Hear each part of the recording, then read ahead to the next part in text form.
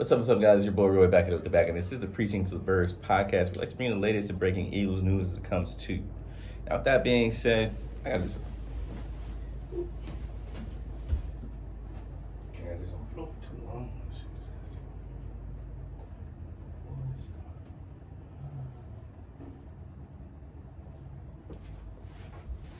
I hope that stays up for more than 2 minutes. Hello.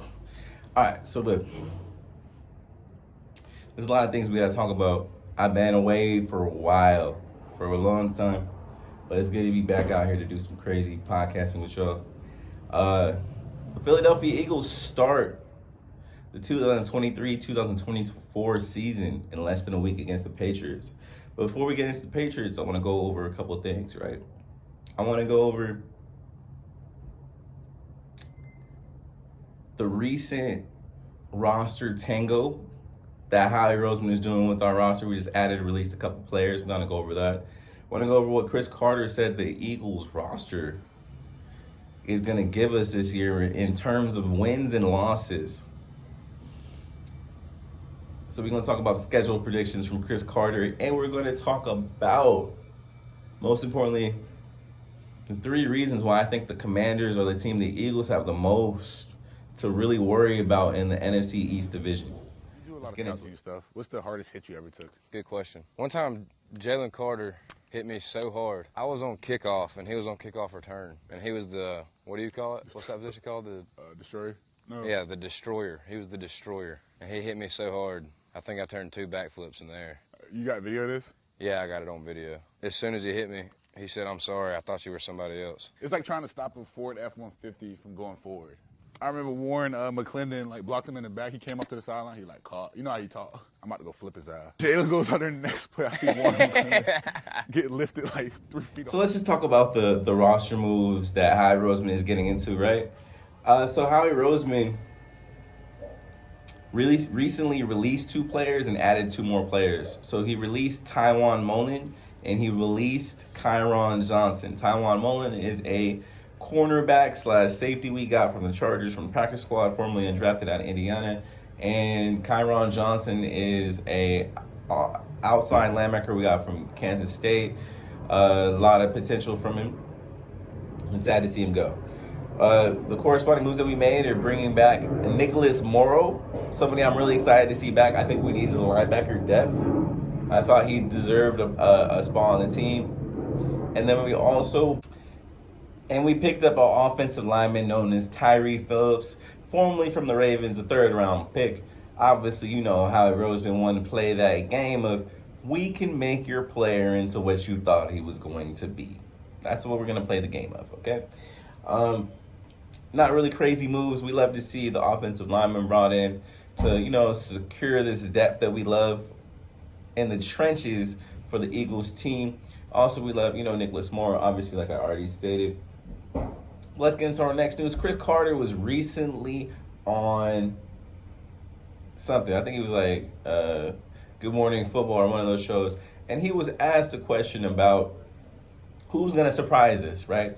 What kind of schedule or what kind of schedule prediction, who's going to surprise us with an amazing schedule or an amazing season where they win a lot of games on their schedule, right? And Chris Carter said the Eagles. The team he was originally drafted for, a team that shipped him away to the Minnesota Vikings for his own good. He said the Eagles are going to get 15 wins and 2 losses. The reason being is because we picked up Jalen Carter and Nolan Smith. Now, I'm going to be honest with y'all. I know people are going to hate me, be like, Roy, your boy, come on, you're supposed to be my boy. How are you going to say Chris Carter is wrong? I'm going to tell you straight up, our schedule is difficult. If we win 15 games, we're going to the Super Bowl, bro. And it's not even we winning the Super Bowl. I think we're going to get 12 wins this year. We're going to get 12 wins this year, 12 out of 5 at least, you know what I mean? But we have a difficult schedule. I'm not, we'll still make the playoffs. We'll still, we're still Super Bowl favorites, you feel me? But sometimes I think you gotta be realistic and realize that, it's a young team. We got a lot of young pieces that, have to grow on the fly, and they got to buy in. Especially the people on defense, they got to buy into the fact that they aren't going to be the ones getting sacks. And sometimes you have to like Fletcher Cox said, you gotta rush in a team aspect. Sometimes you gotta give up a sack for your other teammate, especially with these running quarterbacks that can get out of situations like Patrick Mahomes, Justin Fields, Lamar Jackson. You gotta rush as a team so that you can't lose contain on these type of players. But yeah, that's how I feel. I hope we get 15 wins though. I ain't gonna be no liar. I'll be happy as we get 15 wins. If we get 15 wins, I'm gonna be honest. I'm talking shit to every fan that I can see. I don't care if you're a Rams fan. I don't care if you're a Cowboys fan. I don't care if you're a Ravens fan. You ain't the Birds, though. The real Birds, the Eagles, baby. You may like that. You may like that, though. We get 15. Come on now. I'm going to be out in the street with a beard, green beard, talking shit. Shit is what I will be talking if that happens. Amen. But all right, let's hop into our last and most important topic. The reason why I'm here today. I am putting a lot of my credibility on the line right now. I'm a new podcast. I'm the only talking about this, but I think the Commanders are going to be a problem for the Eagles this year. Maybe not a problem for the rest of the league, but I think the Commanders are going to be a problem for the Eagles and the people in our division, right? So the Commanders just got a new owner. And with the new owner, they got new hope. And with a new hope, we should be concerned about this team. I know a lot of people are sleeping on Sam Howell, but one of the major reasons why I believe the Commanders should command some respect this year is because of Sam Howell. Sam Howell was a better quarterback than people give him credit for. When he was out in college, he got De'Ami Brown drafted. He got a couple people drafted. The problem, he got Josh Downs drafted. He got a couple receivers drafted. The problem that he had was that all of his talent left before him. He was just younger than everybody else, and the people that were more talented than him left the team before he did. So his final year, he tried to do too much, got hurt, fell in the draft. Just because Sam Howell is a fifth-round pick does not mean that he doesn't have talent. It just means he fell in the draft. One of the greatest quarterbacks to ever live, Tom Terrific Brady, 6th-round pick. It does not mean that you cannot be great. I see it in Sam Howell. He has accurate passes. He can run the ball and commands respect from his teammates. He's accountable. Ron Rivera has already stated that if he knew what he had in Sam Howell last year, he would have already played him before the Week 18 game. That just shows you what type of respect this man has. He wasn't saying about no Carson Wentz, no Tyler Heineke. He was saying, I would have been left them bum-ass niggas and started Sam Howell. And I promise you this.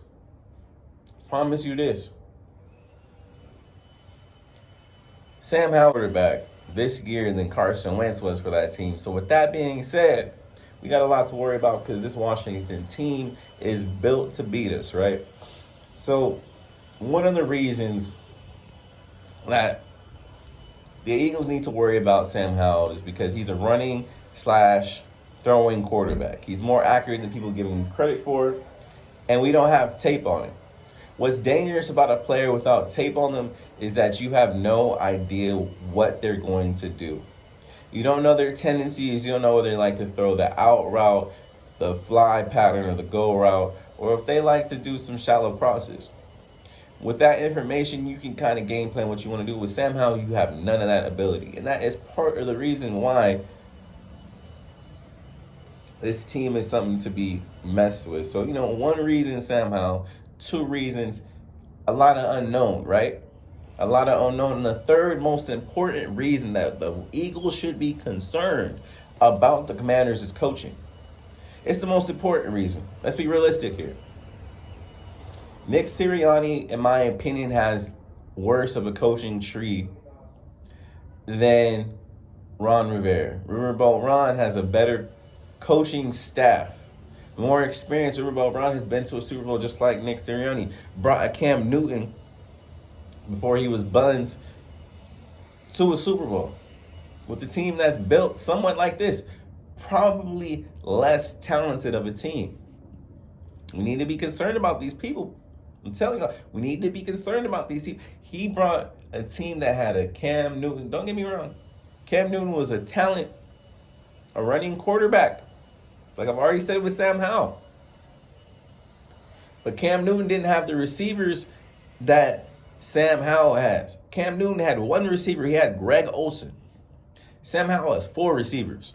And the new dude named Turner that y'all should really pay attention to for your fantasy, he gonna come out. I'm telling y'all, he's doing all these option routes Travis Kelce's doing. He's going to get some playing time.